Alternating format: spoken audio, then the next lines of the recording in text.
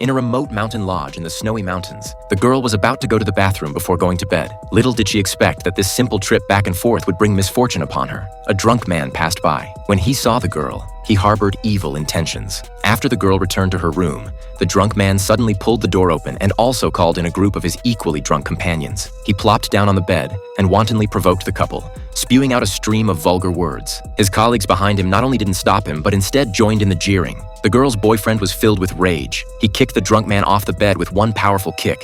Then he quickly pushed the drunk man out of the door and closed it. However, in the next second, the drunk man pushed the door open like a madman and pounced on the boyfriend. The two of them started grappling with each other. Taking advantage of the situation, the other seized control of the girl and molested her. Seeing his girlfriend being humiliated, the boyfriend's eyes turned red and he launched a fierce beating on the drunk man. It was only when the drunk man was on the verge of being beaten to death that the drunk man's companion stepped forward to hold the boyfriend back. The girl was desperate to save her boyfriend, but unfortunately, there were too many of the others, and both of them were knocked unconscious. The drunk men then turned their attention to the girl. After the boyfriend regained consciousness and saw his girlfriend being humiliated, regardless of his own pain and injuries, he fought with them again. With blood all over his face, he still shouted at the girl to run away. With tears in her eyes, the girl cast a reluctant glance back. She knew very well that her boyfriend was sacrificing his life to buy her a chance to escape. Gritting her teeth, she rushed out of the door. Outside was a desolate, snowy mountain. She was barefoot and stepped on the bone-chilling snow. Her limbs quickly became numb with cold. Every step was extremely difficult, but the will to survive drove her to run for her life. The next morning,